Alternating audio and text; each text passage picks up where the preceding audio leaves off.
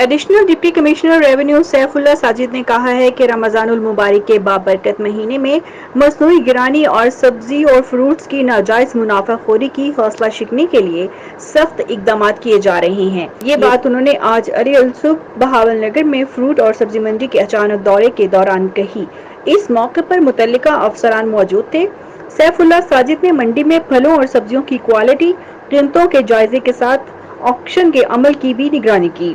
Additional deputy commissioner نے منڈی میں سینیٹائزیشن اور کورونا کی احتیاطی تدابیر کا بھی معائنہ کیا۔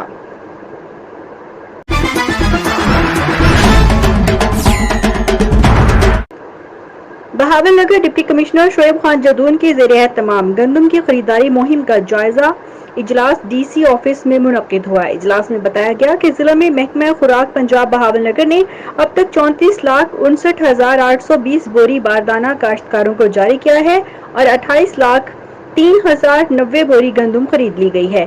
اجلاس میں بتایا گیا ہے کہ ضلع میں حکومت نے محکمہ فوڈ کو 35,57,000 بوری گندم کی خریداری کا ٹارگٹ دیا ہے۔ ڈپٹی کمشنر شعیب جدون نے کہا کہ ضلع بہاول نگر گندم کی خریداری میں صوبے بھر میں اول نمبر پر ہے۔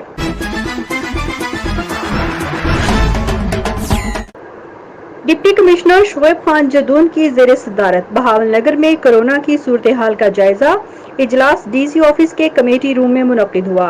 اجلاس میں C E O health doctor Shahid Saleem, M S doctor Inam Jamali, D H O doctor Waheed Afsar Bajwa اور متعلقہ محکموں کے افسران نے شرکت کی۔ اجلاس میں بتایا گیا کہ ضلع میں کورونا کے 762 مشتبہ افراد کی سیمپلنگ کر لی گئی ہے، جن میں سے 608 کے رزلٹ نیگیٹو ہیں اور 113 کے ریزلٹس کا انتظار ہے۔ اس وقت ضلع میں 41 کورونا پازیٹیو ہیں جبکہ 26 مریض کورونا کو ہرا کر صحت یاب ہو گئے ہیں۔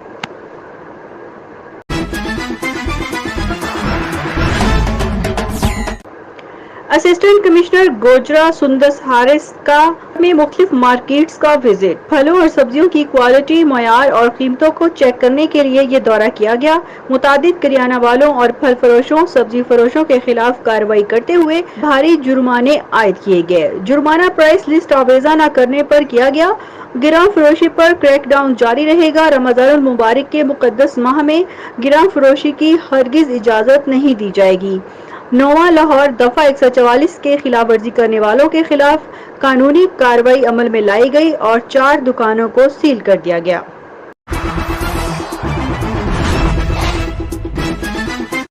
لاہور میں پنجاب حکومت کا وزیر اعلیٰ کی سربراہی میں اعلیٰ سطحی اجلاس منعقد ہوا۔ پنجاب حکومت کا 9 مئی سے لاک ڈاؤن میں نرمی کا فیصلہ، پائپ، سٹیلز، اسپیئر پارٹس اور مشینری، بجلی کے سامان کی دکانیں کھولنے کا فیصلہ، حکومتی ذرائع textile industry, construction industry, glass manufacturers کی دکانیں کھولنے کا فیصلہ، حکومتی ذرائع تمام دکانیں مقررہ وقت پر کھولی جائیں گی جس کے لیے وقت مختص ہوگا۔ پنجاب میں کپڑے کی دکانیں 15 رمضان سے 6 گھنٹے کے لیے کھولنے کی تجویز، پارکس کو بھی کھولنے کی تجویز، لیکن پارکس میں لگے جھولے وغیرہ بند رہیں گے۔ جس کو بھی کھولا جائے گا اس سے پہلے ایس او پیز پر عمل درآمد کرنا ضروری ہوگا۔ ایس او پیز پر عمل درآمد کرنا سب کے لیے لازم ہوگا۔ حکومت پنجاب کی جانب سے 8 مئی کا باقاعدہ اعلان کر دیا جائے گا۔